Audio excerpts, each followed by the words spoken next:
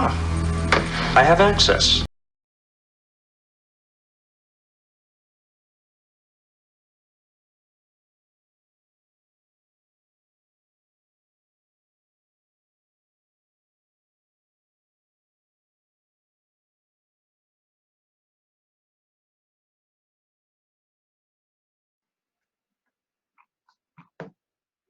Hello, I'm Aaron, presenter tonight. We're going to talk about Word and automation and a couple of challenges I hit in a project that made it a little more challenging and therefore interesting to share. You guys probably read my bio already. I've been working with Access for about 19 years. Also pretty comfortable with SQL Server, have my own business doing development. And I was a member of the DAAUG for a while too, back in, does anyone remember when that was? Probably about 2008 to 2012, something like that. And you were a board I think member. that was communications. I was on the communications, I think, for about a year or two. So yeah, so it's fun to present for you guys again. It's been a long time. So yeah, so I'm gonna turn my video off and we'll jump into it. So let's see. All right, you guys, I don't have anything on the screen yet, so I just want to talk before we add distractions. And I'm going off the rails here because I decided not to do a PowerPoint. I just thought, I started thinking about putting it together and I thought, I don't really need one. So it feels very sacrilege, but I'm gonna do it anyway. So in short, this project had some specs. Basically what we're doing is we're filling a Word document and then saving it as a PDF. And I'm assuming some folks are familiar with that. I'd ask you to raise your hands, but I can't see anyone. But you can raise your hands. Feel free to raise your hands. Who's done this before? Great. I see that some of you may have done that. Anyways, so we're going to do that. And so let me describe the client, the project a little bit, what we're doing, and then I'll get into the challenges of why this map up the content controls. And that was based on a form field ID. That's I think that's the actual term behind the scenes. If not, it's the one I used. I can't remember. It's been a while. And so those are all these these unique IDs. And so, and I store that in here as well. So now what I have is a mapping table that allows me to go from my database here to my Word document, either based on the order number or on the form field. Yay, that's great. Let's all go home. All right. So how do we fill this mapping table? Thanks for asking. Let me show you how I do it. Hey, Aaron, how do you fill this mapping table? Hey, Jim, thanks so much for asking. It was almost as good as we practiced.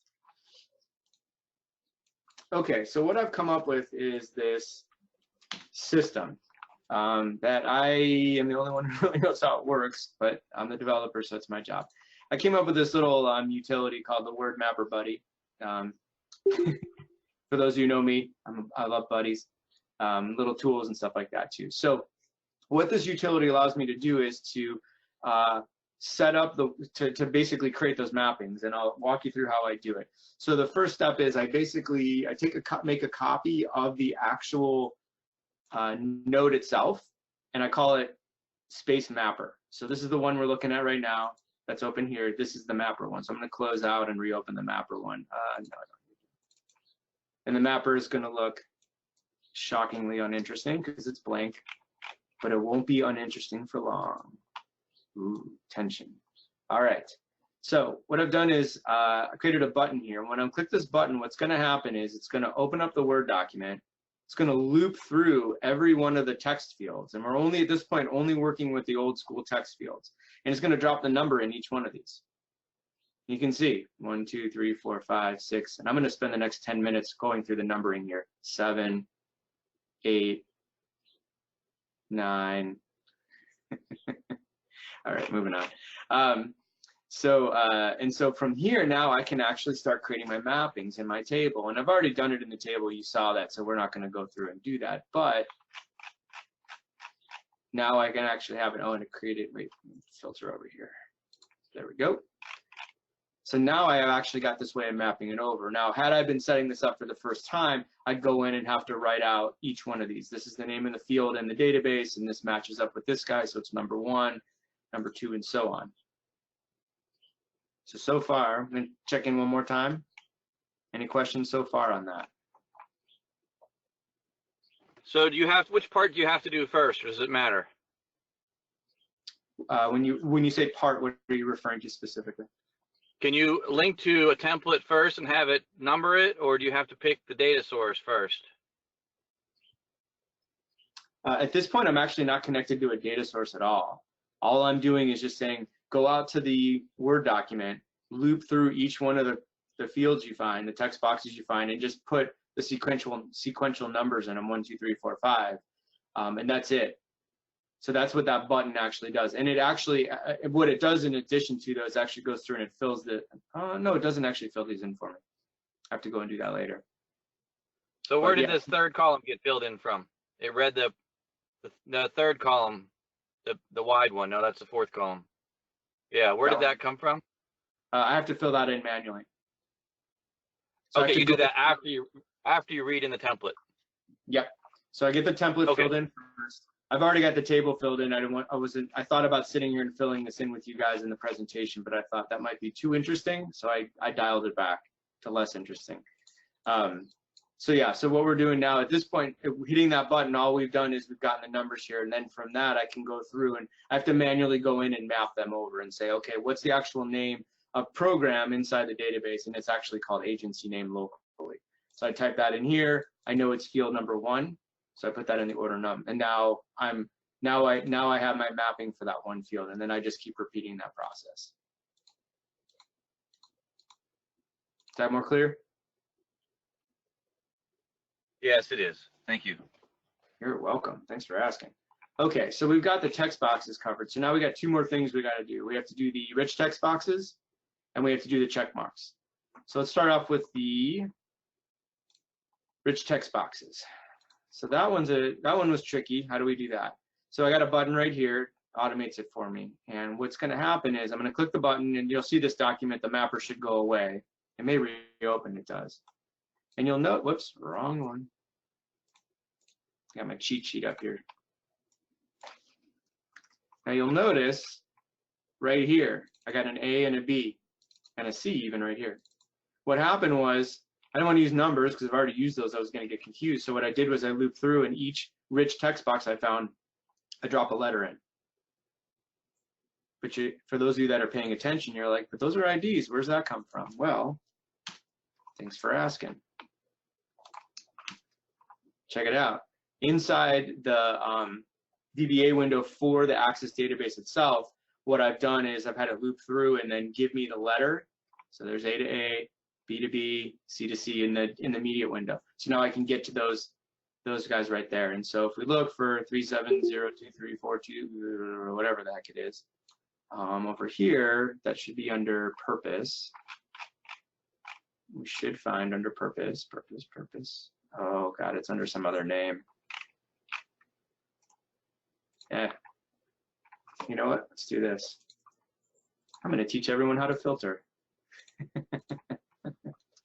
Welcome to Access 101. I'm Aaron, your instructor. All right.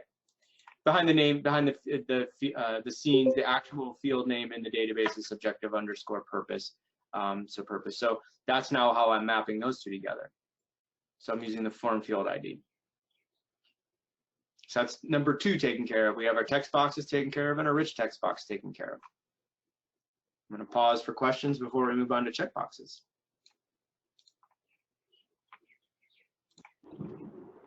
I have a question. I have a bad data signal. Can you hear me? I can. Okay. So when you open up Word and it put those ID numbers on there, did you make it show those ID numbers? Or did it just show the ID numbers next to the form fields? You're talking about the number, like the 1, 2, 3, 4, 5? Yeah. Yeah, I did that. Go ahead. When it showed in Word, did you put those numbers in, or did it put those numbers in? this button right here, by clicking this button, it did it for me. So what it did was, behind the scenes, and we can get into the code if you guys want, but in short, it opens up the Word document, and then using VBA loops through each one of these text boxes and just pops the number into each one of them. That's it. Okay, so I was going to ask, how does it do that if it's a locked document? But actually what it's doing is putting into the field that you're allowed to type in. Exactly. The only place I can actually put anything is in that. Yeah. And again, this document is the mapper document. Well, it's only used internally for me to create the mappings. That's it. The client never knows or knows this exists or needs to know this exists. This is just for me to get from going from a locked document into actually creating a mapping that'll fill it in for me. Okay, sorry for making you backtrack. Now I'm eager to see how you do text boxes or checkboxes. Got it. Checkbox. Got it. So cool. Thanks for asking that. Okay, so checkboxes. This one was a tricky one because there's no way to go through and stick any information in here. They're all checkboxes, right? So you're scratching your head, going, Aaron, how'd you figure this out, man? Tell me. It's not that interesting, but it's very functional. So what we're looking at now is the VBA window specifically for Word, not for Access, nothing to do with Access. We're out of Access for the moment. I've got the immediate window open in it. And what I've done is there's a check mark, there's a checkered button here I put into the quick launch, what is it called? Whatever this toolbar is in Word, and there's some code behind it. And what happens is when I tick a checkbox, if I hit this button, it'll actually grab the form field ID specifically for whatever's ticked. Now, if I do multiple of them, you'll see I get IDs for all of them. That's a little confusing. So what I have to do then is tick one box at a time, hit the button, grab this ID, go over to my mapping table. We're going to filter on it so you can see it. And then map it up to it. Oops, had the wrong ID in there. Let's try that again.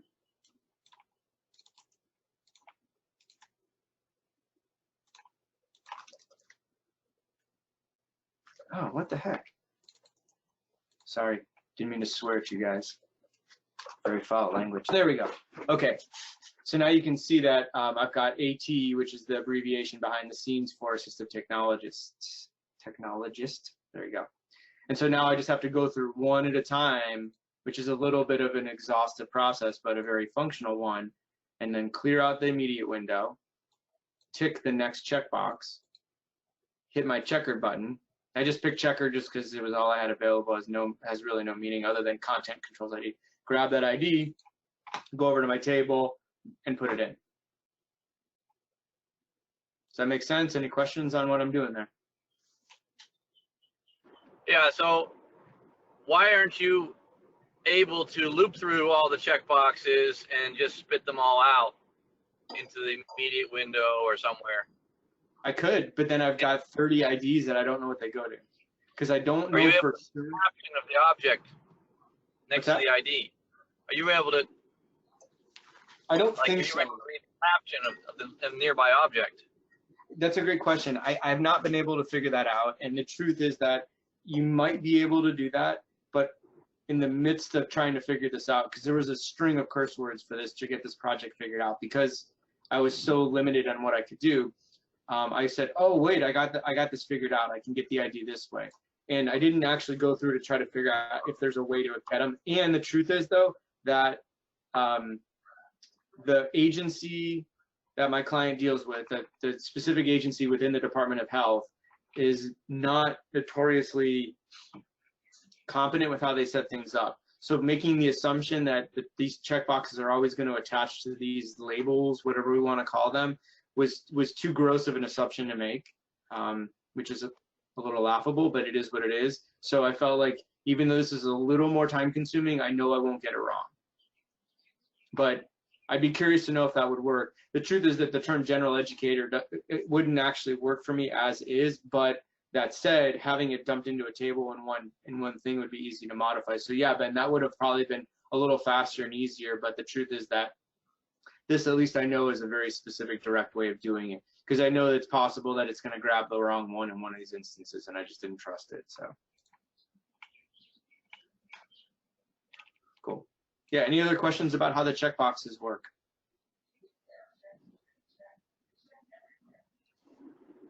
I really like to see how you do rich boxes. Rich text boxes?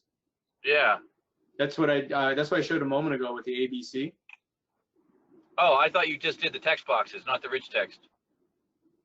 So the text boxes are the 1, 2, 3, 4, 5. No, the other ones, the big ones, the memo These fields. These are the rich text boxes. I can Okay. show you again. It won't take long. Aaron, why don't you just keep going with the rest of your presentation? All right, sounds good. Yeah. Sorry if I'm holding you up. No worries, all good. So so there we go. So what we've got now is we've been able to fill in our mapping table. And you can see here that I've mentioned earlier on, whoops, sorry about that, that we have multiple different types of notes. So that's why you keep seeing all this. I have to keep filtering back just to the service note. So now what we have is our full mapping table. I would have gone through and filled it all in, which we already have ahead of time. So now we're ready to actually start filling stuff. So what I'm going to do is I'm going to do a code walkthrough on this. Kind of walk you guys through how it actually works. Now this mapper service note document itself at this point is of no value to me because it served its purpose. It gave me all the IDs. So now we're just working with what I call the template file, as it were, which is just this guy right here. It's just a blank one. So what's going to happen is when we click the preview button, it grabs this document, it copies it, pastes it into the temp folder of the user's on the user's computer and they're under their profile, Windows profile. It then fills in the document from all the data, and then it we'll take a look at it. I think it does a save as kind of document and saves it out as a PDF, and that PDF gets saved into the client's folder itself. So again, we saw it a little bit ago, but I'll hit the button one more time so you can just see the process now that you've kind of know a little bit behind the scenes of what's happening. There you go. So we end up with this document. So let's actually go through the code and see how it works. Make sure I haven't missed anything. No, we're good. All right.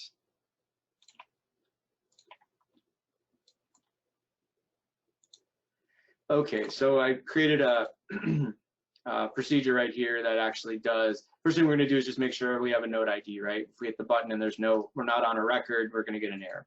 So then we go right to this guy right here, note save as PDF form. And let's go into that guy. And some basic tasks. Make sure the note window's open. It's possible, and I don't remember why, because it's been a while since I looked at this piece of it, but it's possible to actually call this from when the note window is not open and create a note, then it's not open. But in this scenario, we want to make sure it's open. We also want to make sure we have an ID. Again, I know we checked for it in the last bit of code. We're doing it again. And then right here, we also need to make sure we have a data service, because that date actually gets, I believe, baked into something, and I can't remember what, but I know we'll see it down the road. So we're making sure we've got a data service. And then we're going to set up our local variables right here. And this is going to be our ID for the note. And then this is our note type ID. Again, remember I said before, there's multiple types of notes. We're working specifically with a service note, and service notes are 4. So what we do is we have a function here that says grab the note ID, the specific note, and then tell me what the actual type is. And then I can't figure out why. I looked at this code the other day and I started laughing. And I'm like, I know I'm gonna have to explain this to you guys. I'm checking for data service twice. I don't remember why I did that. It works, not gonna touch it. So, okay. So we get down here. Now, I'm not gonna get too far into this, but there's actually there's a bunch of, there's like, I think 7 or 8 types of actual notes. Some of them use this process of filling in a locked Word document and creating a PDF. Some of them are actually stored as reports inside the database, and those are generated as a PDF that way. Way easier to deal with because it's just a access report, dump it out as a PDF and move on. So depending on the note type, it actually has to make a decision right here. Are we using an access report, which we're not talking about because that'd be a much shorter and less interesting presentation. This is the one we're interested in, note form fields flow controller. So what we're doing is we're passing in the note ID and whether we want to auto start the PDF or not, because there's times when we'll generate the PDF document in the client's folder, but I don't want to see it. And that doesn't really matter as much, but usually in our case, we're going to see it. So let's take a look at the code here for this guy. And before I go any farther, I want to check in if there's any questions before I get into the next layer of code.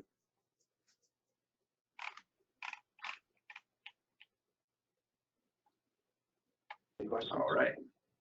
No questions here. Great, thank you. All right. So give us an hourglass. Yay. All right, set up our variables. So we're going to make sure we got our node type ID, which is 4 in our case. And we're also going to get the node type abbreviation. Each node type has, like the word service is actually abbreviated as an S. So the node itself, when we're done with it, is actually going to have, I think, an _S in it or something like that. Again, we'll find that in a moment. And then we're going to set up a few more variables. Our enrollment ID. So each client, every time they enroll in the program, have an ID, and that sort of tracks them there. And then the data service. So we've got a couple variables set up. We're going to move on to our doc name. And so our doc name is going to be, let's see here, our node type abbreviation. So in this case, an S, which is abbreviation for service. And then the doc type itself, doc name. So we're going to take the type, put that ahead of the note name, the word note, and then make sure there's no slashes in it. Not very exciting yet. This whole chunk right here is going to go find the client folder, and the structure for that is they've got this sort of deep structure that's like a parent folder called clients, and then they have groupings of folders based on like A through F and G through K and whatever. So there's a whole bunch of code here that actually digs through based on the client's name and finds where to find them in the folder structure and then their specific folder. And again, that's sort of beyond the scope of this, but that's what we're doing here. We're just basically saying go out and find it, and if not, create it automatically. So somewhere in on my computer, there's a folder with my name on it. And then getting the ID of the client themselves and their full name. Here's where we actually start to create the file name itself, the PDF that we're going to end up with. There's the client name. Here's the date of the service. The doc name from before, which includes the type it is and the node ID number itself. And so if we run it real fast, let's see if it'll bring us right to that one. We'll take a look real quick at the file name as it's been generated.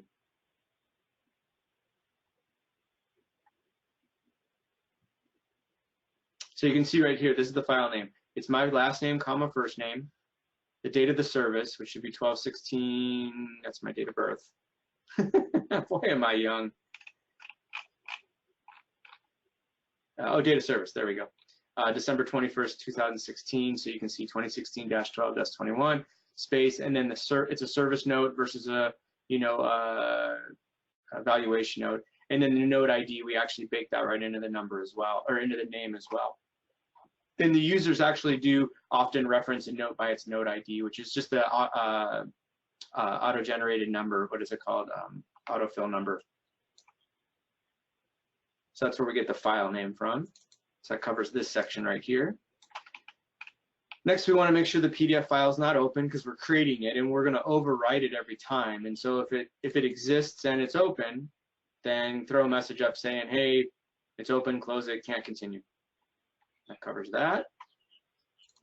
All right, let's get into something. We're getting a little closer to the nitty gritty here. It's going to get down and dirty here shortly. We're almost there. So I'll explain it actually in my notes here. What we actually do is we take the data. We have a couple queries behind the scenes that pull all the data from this note together for us. And then it actually dumps it into a temp table, and then that temp table is what we use to actually fill the note itself. And the reason we're using the temp table I wrote out right here. I have to move the note data to local tables, so large fields like nvarchar 256. By the way, I haven't mentioned it. If you haven't figured it out, the database itself is in SQL Server. And then, so anything nvarchar 256 or larger can't be converted into a memo field. And I don't know if you guys have seen this issue before. It definitely makes me come up with some new curse words when I do. We either get truncation on long text, or it turns into like Chinese characters, kanji characters. I don't even know, some weird characters, right? So if they are not, then text will greater than 255 characters may turn into weird characters. So what I decided to do was to get around that was just create a temp table to store the data in. And then those fields are all memo, and then I know when the data comes from SQL Server into Access, instead of trying to convert it in a query, it just dumps it straight into the table, and it works. There's probably a more elegant, proper developer way of doing it. There's no points for style here, and if there are, I don't have any. I'm cool with that. All right. So what we're going to do here is we're going to fill in, that's what this codes are going to do right here. Each note type has its own append query that's going to fill in a local temp table. So we're doing that on the fly. So this is the root of that. This is the abbreviation, and then this is the suffix of that particular append query. So we're going to do that, pass in the node ID, and then fire it off. So take a quick sidebar just so you understand, because you're going to see this move through here, but we're not going to deal with it. Some of the notes have a child table, a related table. Those are called goals. I chose for this presentations to not use one that has goals because it's more of the same and it's more complex, but it's the same concept, and I just left it out because we already it's enough. So occasionally we're going to see moving forward some chunks where you'll see another chunk of code repeated for goals, and during those points I'll point it out, but we can generally ignore it, but I want you to see it or understand why it exists and then also why we're ignoring it. So those are the goals right there. It's doing the same thing. So we're going to have a temp table specifically for the note, and then a separate table that's going to store all the related child records for the goals. Now what we're going to do is we're going to create the Word file and create the temp Word file to fill in from the temp file in the user's temp folder. So we're going to go out and find the template file. Got to be careful how I use those words. And again, for those of you that are paying attention, this note file that we've been looking at all along is our template file. It's going to take that guy, and it's going to do, using the file system object, we're going to do a get file. We're going to go find the temp. This is going to bring us back the temp folder. I don't know if anyone's ever seen this before, or how many of you guys are familiar with, show hands, who knows the envir function. So that gives me back my temp folder. Jim's hand is up. Jim, you're such a good audience member. I don't know about the rest of these turkeys, but you get points, man. All right. And then we're going to go through here and make sure that we get our full file name. And then we're going to make sure the file doesn't exist. And then we're going to do a copy file. And then we're going to make sure it exists on the back end. This seems a little redundant or maybe overcautious. I'm sure there's a good reason why I did it. So at this point, what we've done now is we've taken the template file right here, the Word document, it's blank. We've copied it and renamed it to the name, our final name, and put it in the temp folder. And a little preview, a little bit of spoiler alert, the reason I'm naming the temp file that's eventually going to get deleted is, number one, if the user in one session does multiple of these for a service, they won't overwrite each other. Not that that's a big deal, but ultimately I don't have to worry about that. But number two, and this is the real big one, later on when we actually save out as a PDF, I don't have to worry about the PDF code having to go figure out the name. At this point, it just uses the default name that the file already has. So we'll see that later on. Okay. Now that we've got this file, we're going to open it up. And this is your pretty run-of-the-mill Word automation stuff right here. Open it up, and we're getting into it right here. Fill main data. You'll see down below goals and objectives. Remember, we talked about that. We're going to ignore that for the purposes of this. So let me get into this. So now we've got our Word document open. It is open hidden, so the user doesn't actually see it. We could open it up visible, but why bother? So we're going to pass into the form fields fill the ID, a 0. Why? Oh, that's the goals, which we are going to ignoring. The Word, the Microsoft Word app object, and then also the Word document object too. And before I continue, I'm going to pause and see if there's any questions. No questions here. Fantastic. Either means everyone's following along or falling asleep. All right, moving on. So we're into our code now. This function right here is going to actually start filling in our form field. So all this that we've been talking about for the last 7 hours, or however long I've been talking, is actually going to start going in and mapping up the data from the database to the actual document itself. So let's talk about that. We're getting our node type ID again in our abbreviation. I'm sure that's going to make sense in a moment. I can't remember off the top of my head. Okay, here we go. First record set. We have two record sets we're going to work with here, as you would probably guess. The first record set, which we're going to talk about right here, is the note data. That's the actual data that's been typed into the note, obviously. Our second one is going to be our mapping data.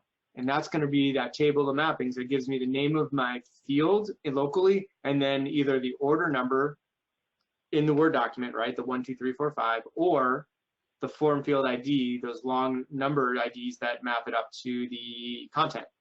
So we're going to talk about each one of those. So first one up, note data.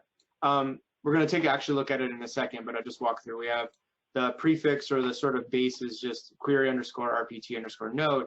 And then from here, we're just going to drop in the abbreviation. So it's service, so it would be that underscore S for service, and then form field. And that's going to be the name of our query that's going to store all that. We're going to look at it in a moment. And I don't remember off the top of my head why I did this, but we wanted to make sure the object exists. I'm sure some of you are going like, well, how is it possible that you could get this far and accidentally call a query that doesn't exist? It's a great question. Thanks for asking it. Moving on. All right, let's take a look at the note data. So this is that query we talked about, underscore S underscore form field. And this is referencing, as I said before, a temp table, which actually has the same formatting, only a different prefix to it. Let me bring it back up again. And this is just going to match all the data that we're looking at in our notes window. That's all. So this gives us the access to that data itself that we're going to be filling in. So now that we got that record set, the next thing we need to do is grab our mapping data. And our mapping data is going to be, we're going to do, because we have three different types, right? We have to do it three different ways. Let me, before I go any further, let me just double check one thing here. Content controls, yeah. Okay, cool. Now the advantage here is that up until now, we've been talking about the fields in the Word document as three separate groupings. The text boxes themselves, the 1, 2, 3, 4, 5s, the rich text boxes, the ABCs, and the checkboxes.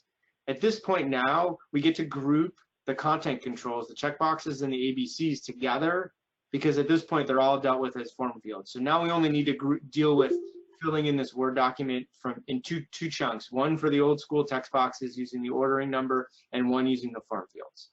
So we're going to start with the text boxes first. So it's very similar to the code before. Here's our mapper. This is goal stuff. We're going to ignore it. We're going to pass in the note type ID. So 4 to give us back that. In a sense, that's going to do what I've been doing all along here, which is on this mapping table when I, whoops, wrong one. Too many buttons. There we go. When I filter on this by right-clicking it, that's what we're doing from a query standpoint, is saying, okay, as we're looping through here, only show me service stuff. So that's going to give us that. Let's take a look at what this actually looks like. So this is our data record set we're going to be working with. This right here is going to be the wrong one. Oops. There we go. I'm going to type in 4 for service, and that gives us a list of all of the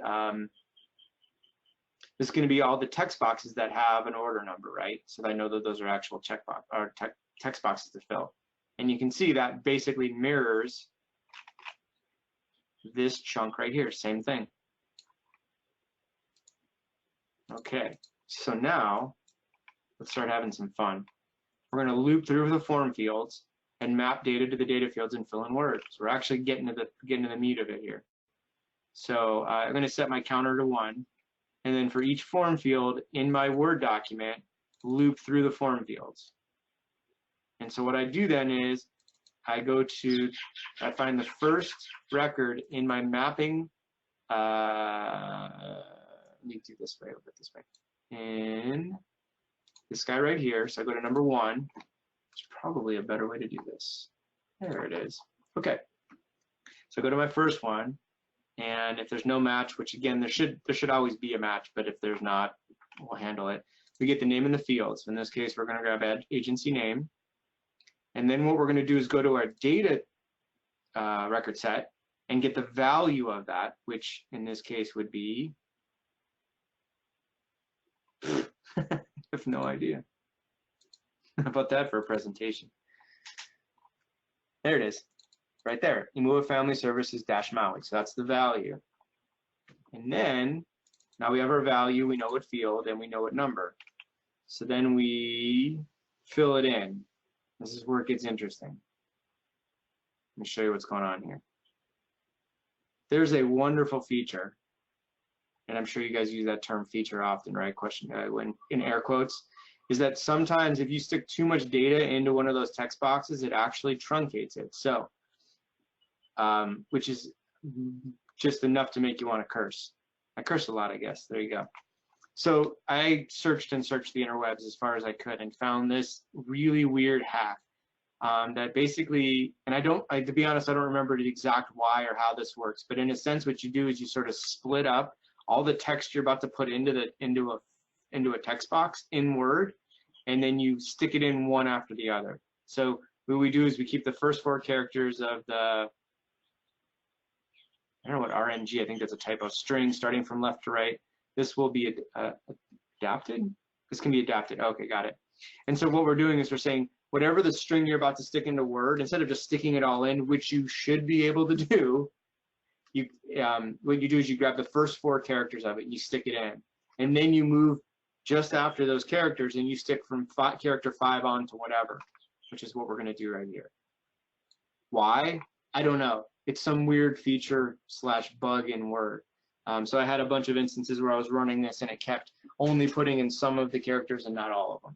And you can see right here, I even put the source for the Stack Overflow, which is there's a workaround for more than 255 characters. Access really chokes at 256, man, in so many funky ways. This is one of them. So in a sense, if you were to just use this code without this funky workaround, the only thing you would really need to do is, I believe it is,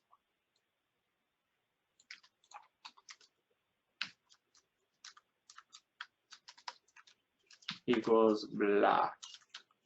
That's it. So that's really the only thing we're really doing when we loop through is just set the text box to that that value right there. And actually it would be the form field as an object, but here you have to do it this really, really funky way.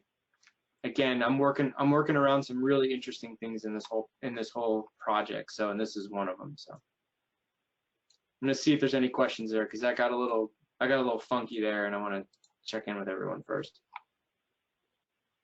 You're right about We do. right about 255 characters in Access. Trying to export more than that, like to Excel cells and other things, it just falls apart so often. So it's good that you bring that up. Yeah, thank you. Hi, Aaron. This is Art. Blast from the past, huh? Definitely, Art. Good to hear your voice. Sounds like you've developed the vocabulary for driving in Denver by working on this project. Oh, I still have memories of driving I-25 around rush hour. But you don't use the same hand gestures, do you? I've run out of hands to make gestures with. Gotcha. Okay. Thank you for the commentary, Art. That's really funny. Cool. Any other questions before I move on to the next chunk? Oh, yeah, this is Dawn. I'm not really clear about what you're doing in this section. You're putting in the text for that field 4 characters at a time, right? Yeah, let me re-explain it. So conceptually, all you really need to do is your form field, and it would be, this is my form field object, so it should be that dot text, and then, you know, my value. That's all it really should be. But since we're talking about, you know, like Jim just brought up, is with 255, if I have any text that's over 255, what's going to happen when I try to put it in, it's going to truncate it. Because I think it's an access problem, but I'm actually, no, you know what? It's actually a word issue in this case. It's not access this time. At least I don't think it is. So this right here is a funky workaround that someone on the interwebs decided actually worked. So where this should work, if I have anything longer than 255, I have to use this. And so instead of, I get that. yeah, yeah. Let me get into the details of what's happening here, and then we'll see if it solves your question. So whoever figured this out on the internet, and here's the link. I'm happy to, in fact, I'll do right here. I'm going to drop it into the chat window if someone wants it. What they figured out is that if you grab the first 4 characters of whatever you're trying to stick it in, and stick it into the, and grab it, and then stick it in, let's see here, S1.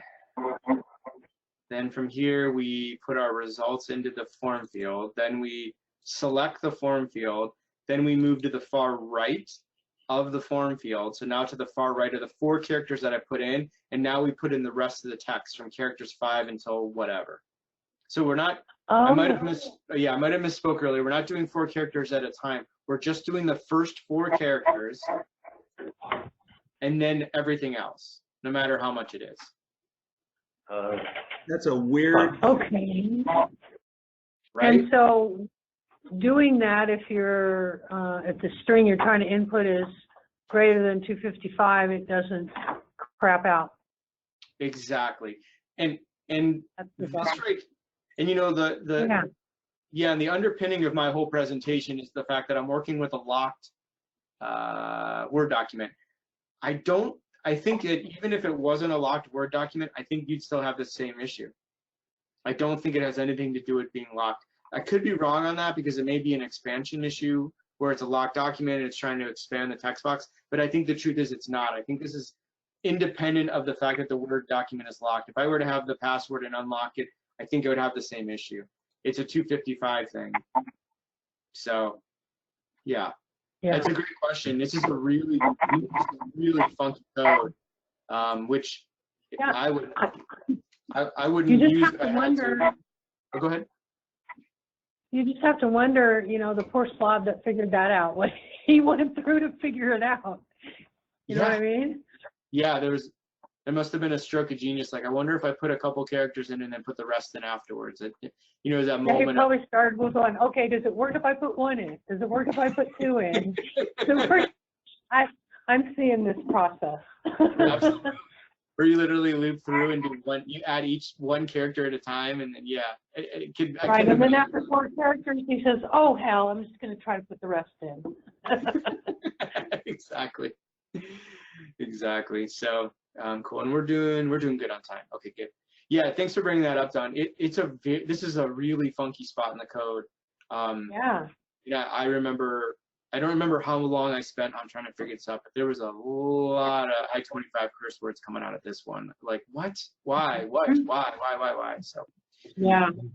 So again, this all should be a very small chunk of text of code if it's done simply. But since it's not, this bug didn't exist. So kind of reeling back from that little lovely detour. Hey, Aaron, recall that Aaron, can I make a comment about that? No. Thank you. Go ahead, Jim. I just wanted to point out to the coders here that what we've done here is so important. You've got a screwball way of doing things, and you documented why, because if you came back a year from now and read that, you would be thinking, what the hell was I doing? Yeah, that's a good point. Thanks for that. I don't know if you guys have noticed this along the way, but this right here, I'm a big fan of doing code chunks and doing this all. And I didn't do this for my presentation. This is how I write code. And this actually is for me become a real mainstay of outlining code before I write it. So I'll actually create these chunks like exactly like this before I write the code out. So I'll actually have it mapped out or outlined out. And that helps me out for writing code, and it helps me out for maintaining code. And I've gotten a habit of it. And pro tip bonus point, you ready for this? Stand back, it's gonna get fun. Let's Control Q. I'm using MZ Tools. And because we got a little bit of time, I'm gonna just take 2 seconds and show you, where is it at? Shortcuts, right? Don't show us too much. We have a presentation on this next month. Oh, okay. Who is that? George. George, hey, I heard you weren't gonna be here tonight. It's good to hear your voice, buddy. Yeah, I had to step out for a while, but I'm back. Look out. Hey, cool. All right, I won't share any more. But anyways, I created a shortcut to actually do that. So, because you can see I do this all over my code. And it just makes life so much easier for me when maintaining code. And quite honestly, my brain can't handle too much code all together in one place without it being broken up. And I know you can get into deeper conversations about how this all should be broken out into helper functions and all that, but guess what? Not happening. This is just how it worked out for me. So, anyways, okay, yeah, that was a good aside, Jim. Thanks for that. So getting back to where we were looping through the form field, and we're still working on text boxes at this point. So we've gone through, we found the first one. Let me bring it back over here like that. The first one based on the ID number or the order number, which is number 1. And then we popped in the text that we found from our actual data, which was right here. And then we move on to our next one. We keep looping through until we get done with our text boxes. So that covers just the basic text boxes, which moves us on to content controls, which again, like I said, is going to actually handle both checkboxes and rich text boxes. It's becoming a bit of a tongue twister there. Okay, so we're going to do something very similar in this case. We're going to bring up a form field mapper, which again, over here, it's going to look like I would assume you'd expect. Any one of the service ones that have a form field ID, we're going to bring up, and let's take a look at what that guy looks like. I'm going to drop in the number 4 because we only want to see our service ones, and there you go. So this is going to give us a list of all of our mappings for our form, the field locally in our database, and then the form field ID that's going to match up to the rich text boxes and the checkboxes in the Word document.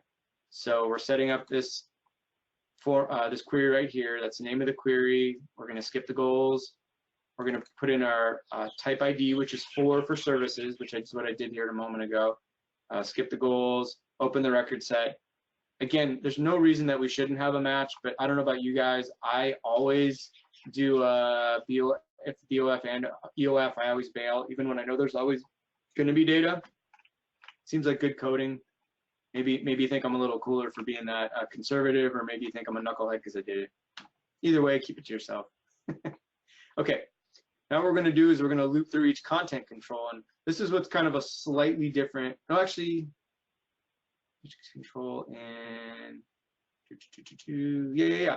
So now we're going to loop through in the Word document each control or each content control specifically. So what we do is we get to the first one, whether it's a rich text box or checkbox, we get the ID, we store it in this variable. Then what we're going to do is we're going to come into our field mapper here, into this record set, and we're going to find, let me bring this a little over a little bit so you can see the rest of the code right there. We're going to find the ID, so whichever one it matches to, let's just say it hit nursing, and now we know our field name. So because we know our field name, we can then crosswalk over to our data. This is the same one we saw before, and we can get the data out of that field. And then I stored in a variable here, and I think there's a good reason why I did that. Let me see here. Right, so if there's a value in it, oh right, because if there's a null value or a blank value, we don't want to do anything with it. So we first off make sure that there's a value. This right here, fnnz, is a little function I did. It basically is looking for a null string or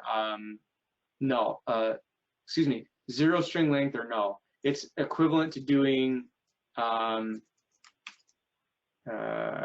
value, that. Right, so if it's a null, it's going to convert it to an empty string. I just wrapped it into this, and I use it in a lot of my code. So we're saying as long as we have a value, so if it's false, basically it means we have a value, then what we're going to do is figure out what do we have here? What kind of control type are we using? Are we got a checkbox, or do we have a rich text box? And so if it's a checkbox, then and the value is not 0 or true, then tick or check the checkbox. So in other words, over here, FDA, for example, is a checkbox. It would be an equivalent of a checkbox, value of 0, which is false. So we're saying if it's not false, then tick it. Hopefully that makes sense. Alternately, otherwise, if it's a rich text box, we're just going to drop in the text. And you'll notice there's no funky stuff going on here. for whatever reason, these rich text boxes, and ooh, maybe that's maybe that's the aha moment. Because the rich text boxes, I think the content controls replaced the old text boxes. The text boxes probably had that. Thank you. Alternatively, thanks, Jim. I think I'm wondering now if the old text boxes, which the state decided to use in these forms, one of their limitations was 255, and the content controls, which I believe are a newer version of these controls, can handle 255. You get to use one line of code to stick the text in. Yay! What did that? Imagine that. So yeah, and we just keep looping through all the content controls in the Word document, and then mapping it over, grabbing the value, and sticking it in. So there you go. That brings us to the end of this procedure we were in. And so before we jump back to the other procedure that sort of called this one, I want to check and see, does anyone have any questions? No, we're good. Thank you. That's good. Cool. All right. Uh-oh. I remember where we were last. There we go. Okay, let's get back. I should have dropped a flag there. Bear with me, bear with me. There we go. Okay, this is where we jumped into that last procedure that we got into.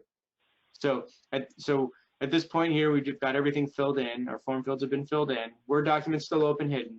We're going to skip our goals and objectives. Remember, we talked about that already. You don't need to talk about it. Right here, going to save our document. This is what's so cool, man. Save as PDF. That's all you got to do. That's it. It's so easy. Nothing fancy. Export as fixed format. Tell it the name of the file. 17. I don't remember what that stands for, because I think I'm using late binding. And then whether we're going to auto start it or not. I think 17 might be like oh, that's the format. Excuse me, that's the PDF format. We're telling it to do a PDF and then whether to start it or not. And then we're going to close our Word document, and then we're actually going to delete it from the temp file. Again, we don't necessarily have to do that because it's in the, remember this temporary Word document is actually in the temp folder of the client, but I figured it's sort of a nice thing to do is just to clean up my mess, even though eventually those temp files will be cleared out. Might as well be one less thing on their machine. So, and that actually brings us to the end of the code.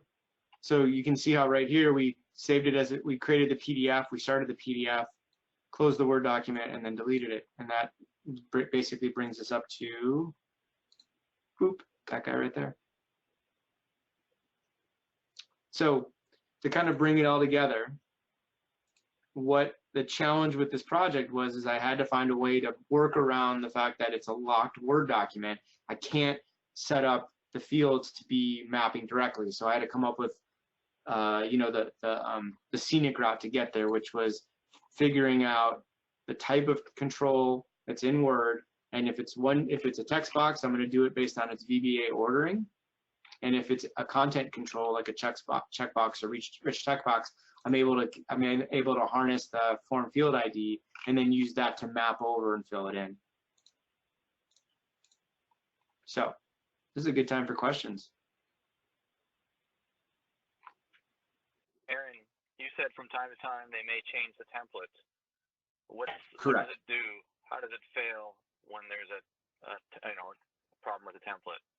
Yeah, good question. So I'm going to repeat that because you're a little quiet. So the question is, the state does change these forms on occasionally or sometimes too often, and when they do, what happens? So what happens is my liaison at the agency sends me the new Word document, and they don't actually replace the template document on their end. They wait till I actually map it up. So they'll keep using the old form until they get to me. I can update it. And when I update it, I basically, in a sense, sort of have to start from scratch every time. Not absolutely, but to a degree, because if they were to move, let me bring up the document here. Let's just say they added a field right in here. That means that for every one of these ones, this would have been 1, 2, now became 1, 2, 3. That means all the rest of these are bumped up in numbering. So I have to go back to my mapping table and update it. But luckily, as I'm sure you've already thought in your brain, these are already ordered. So then I just have to go in here and insert a new one here. That would be my new 2, and then go through here, and each one of these gets bumped up by 1, and that generally works there. And then I unfortunately have to go through and double check that all the content numbers haven't changed, because occasionally what they'll do is they'll like grab go open a different note and grab a control from there and paste it in, and it'll throw the IDs off a little bit. So I have to sort of be diligent about it and go through and make sure they're all right. So I've gotten relatively good, efficient at doing this. And I can usually get a new node in place relatively quickly. Maybe I want to say in the neighborhood of 30 minutes or less, like have it start to finish ready to roll. But it's certainly not like plug and play for them, which would be preferred. But since the state, the Department of Health, won't give us an unlocked version, they think, I don't know what they think the client or I would do with it. It's really just a matter of making life easier for them. That's what has to happen here. So, yeah.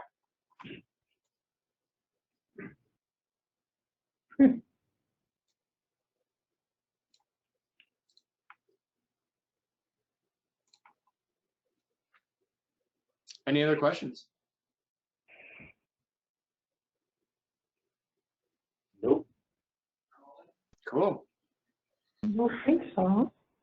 Yeah, I think we hit we're just about at an hour. And I guess theoretically I have a little more time. If you guys want, I can show you guys some very unrelated stuff. Or if you guys want to end it, that's cool too. What unrelated stuff? I thought you never asked. It's my job. So some of the stuff I'm going to show, I don't know when I've showed it in the past. It's possible I've showed 1 or 2 of these back in the DAAUG days when I was in Colorado and presented them there. I may have shown them to Ben or Brett before as well. But I'll jump into it. So for those of you that don't know, I love add-ins. I've developed a lot of them in my day. Some of them I sometimes refer to them as my buddy, and because they really are. And so I've got a bunch of these here that I can show, and just, I don't know, just something to kind of fill some time. I think they're kind of neat. A lot of them have helped me out over the years in projects. So I'm going to bounce through a few of them if that's cool with you guys. Go for it. All right. So the first one, this one gets me out of a lot of hot water often. It's the Query Explorer. And Ben, actually, who's on the call right now, is helping out a little bit with this guy as well. And what this allows me to do is I can, the drop-down list here, I'll actually list out all the queries inside this database. But I'm going to drop one in because I have one specific I want to look at. So, you know, here it's not the best form of doing it, but I've been doing it my whole career of Access, and it works really well for me. Is I like to do, when there's a complicated query or complicated report, I like to do nested queries. It makes it easier for me to sort of know where all the data is, where the queries are, easier for diagnosing and managing and all that. So, so therefore I have these nested sort of stacked queries. And this utility allows me to actually drill down and see where all of them come from. So this union query, let me kind of collapse up here a little bit here, is based on, it brings together these 2 guys right here. And if I drill down here, I can see the tables that are in this query. And if I come to this query, I can see, oh, that's based on a table and a query. If I drill into that, I can then see the tables. And then based on the icon, I can tell that this is an ODBC connection table, or really specifically a SQL Server link table, local table, local table. And then from here, whatever object I'm on, I can either, this will refresh, I can either run it, which I'm not going to do on this because it'll fail because it has a reference to a form. I can go into design view on it. I can copy its name to the clipboard. This will actually select it in the navigation window for me. So you see how I found it for me like that?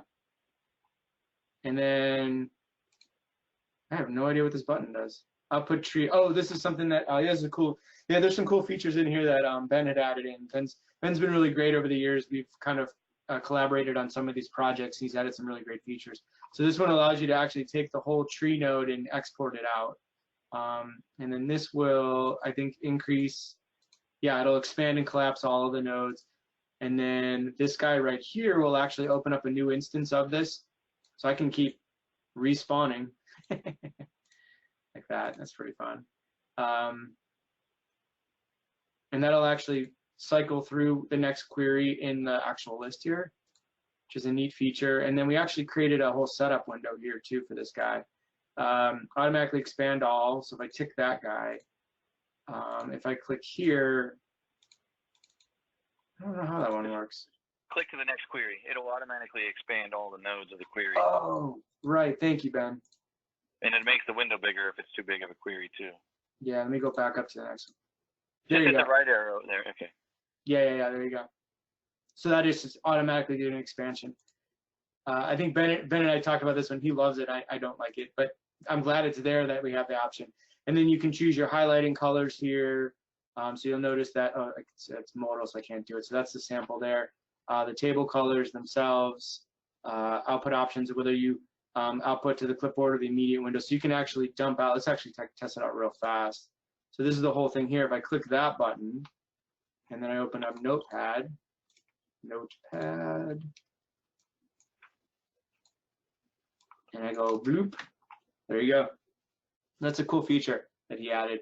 And there's, I think, right-clicking, you get some cool options too. You can open query, design, view, references, go to query, new query, and then there's the copy option. So you can query just the name, copy just the name, the SQL for that actual selected query, this node and all its children, the entire tree or the entire visible tree. In other words, it'll ignore anything that's collapsed. So some cool features that Ben added. So that's the Query Explorer. Any questions on that guy?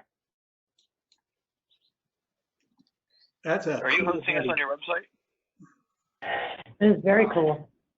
Thank you. I think there's an Achilles heel in this guy, which is I think it doesn't, I don't ever use spaces in my object names. I think the Achilles heel of this is that if there's a space in the name, I think it won't work quite as well. Ben, do you recall that, Ben? I don't recall that because I don't use spaces in my names. Yeah, so it's sort of bad form anyways, but yeah, so cool. Yeah, any other questions on the Query Explorer? Yeah, Aaron, do you have this hosted on your website or somewhere? Because I know a lot of people who want this. I don't. Happy to just email it to anybody who wants it. Aaron, a question. Go ahead. Does this use ActiveX control to do the tree view?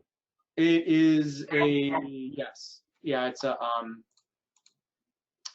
yes, an ActiveX tree control, correct.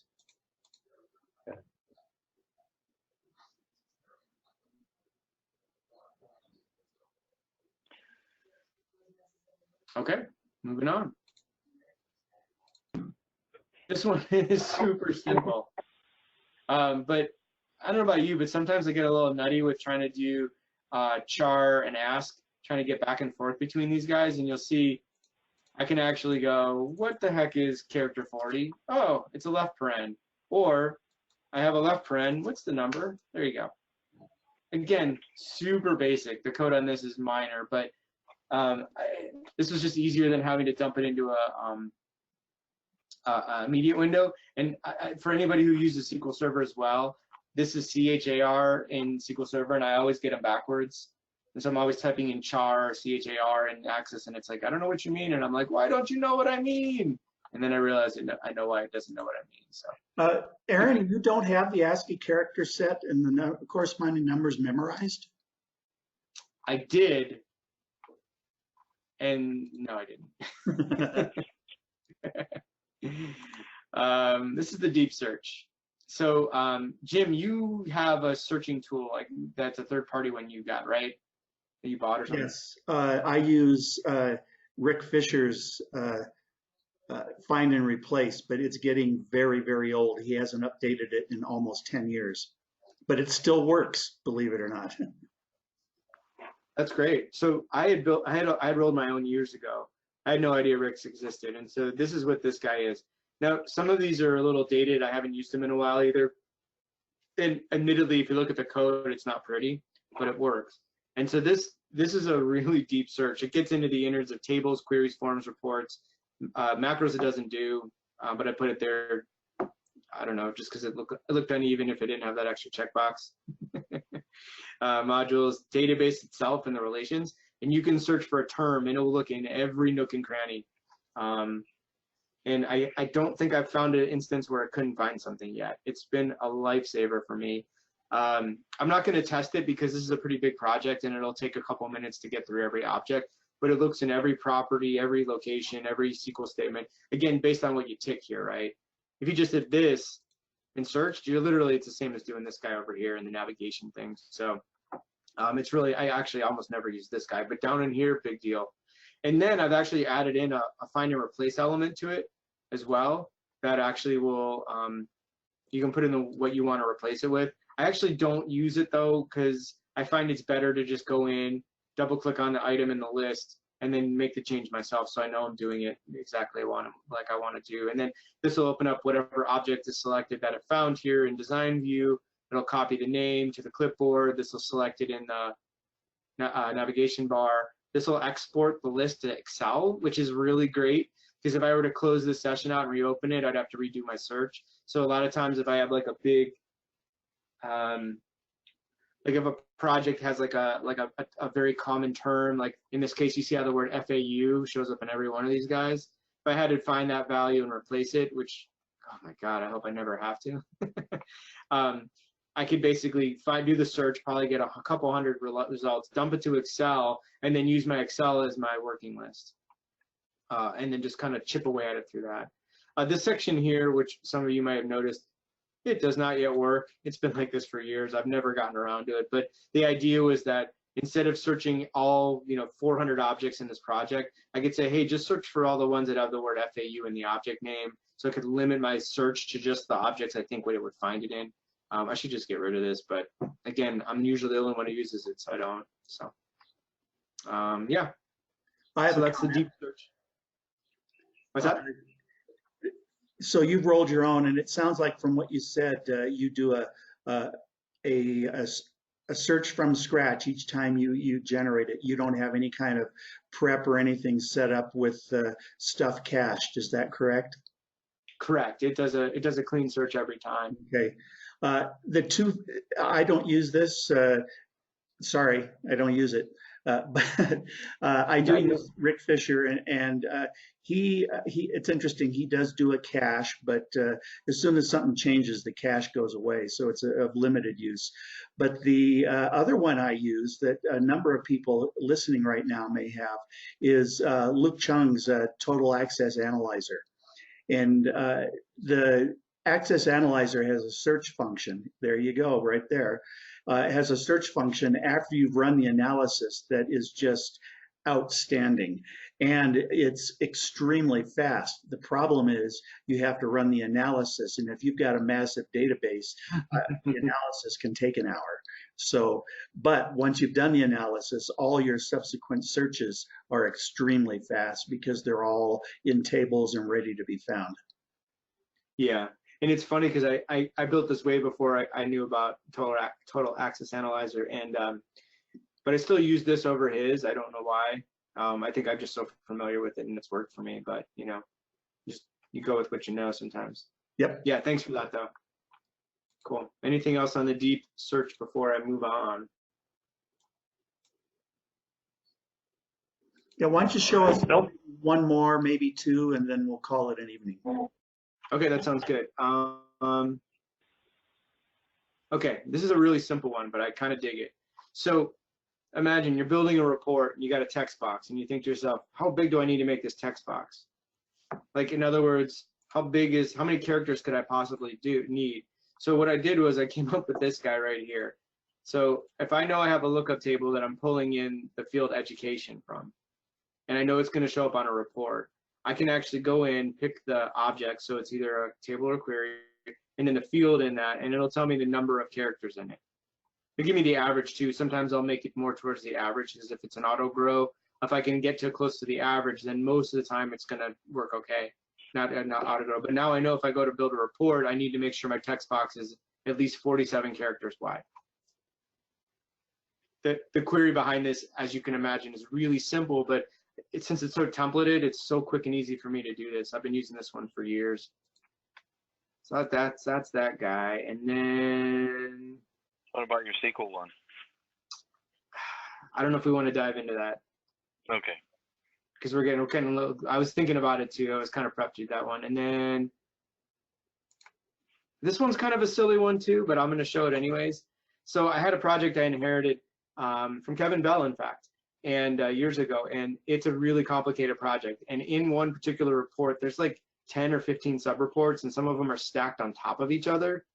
And he did it for good reason, and I stand behind what he did, but it also was a real mess to have to deal with. So I created this little utility that allows me to just get to all of the controls listed, all the sub-reports listed in a report. Now, the truth is I don't use this very much anymore, but if I double click on this, I can then get to that specific sub-report in this main report. And it's sort of a nice way of actually managing a bit of a cluster. So, yeah, those are two more. I'm trying to think if I have anything else that's really quick like that. If you want, I could do one more. Take me less than maybe 3 minutes to get through. Go for Form it. utilities. Okay, cool. So form utilities. This is just a bunch of random stuff I've had to do on forms over the years, and each tab's its own thing. So the first one, and I cannot for the life remember why I needed to do this. This will actually go through and search the whole database, every form, and find out if it has if there's an image control and if it has a picture in it or not. I cannot remember why I did this, but it works. Next one, undocumented export import from text file. In case you guys don't know, if you ever have a form go corrupt on you, this is one way to kind of bring it back from the dead. So when I'm in export mode, I choose my form, where I want to dump it to, and hit go, and it dumps it out. It doesn't give me any feedback on it. And then, or there's my feedback. It didn't work. And then switching to import, I can go out, select the file, give it the name I want it to, hit go, and I'm gonna bring it back in. I don't use this a whole lot, but there you go. Yeah, this one I use a little bit more. Go ahead. I was going to say that uses the two undocumented functions, save as text and load from text. Exactly. And I just wrapped it into a, wrapped it into a UI, so it's a little easier to deal with. So this right here, those of you who remember, allow design changes used to be in the properties window, and then they sort of removed it.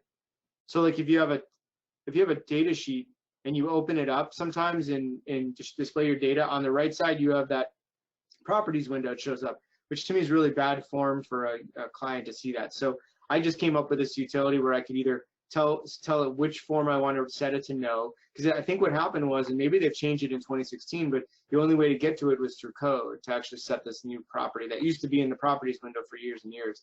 Or I can just hit this button and it'll go through and it'll set all the forms or only the ones that are defaulting to data sheet, so that it doesn't show the properties window off to the right. And then finally, allow autocorrect. Wait, what? Said allow autocorrect. I don't remember what this one does. Anyways.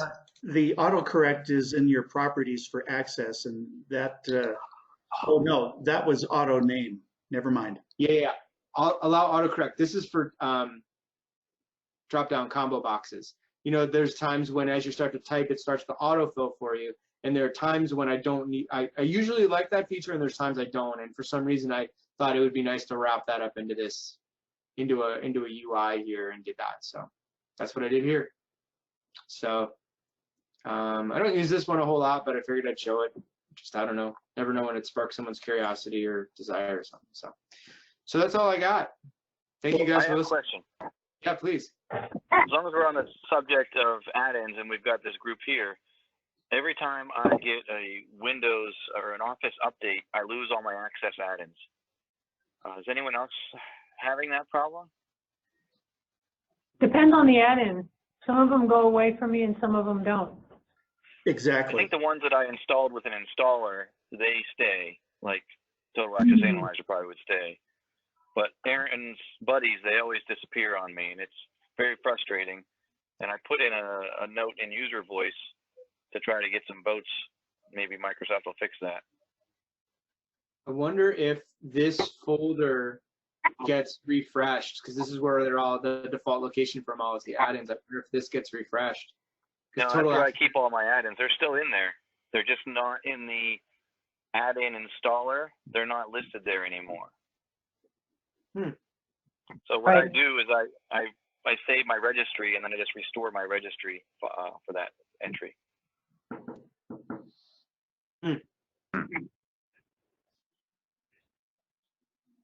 Good question, but I don't know. I Well, just thought thank this would be you, the right Aaron. audience to bring that up. Thank you, Aaron. Yeah, no worries. Thank you, Aaron. Yeah, my pleasure. Oh, thank you.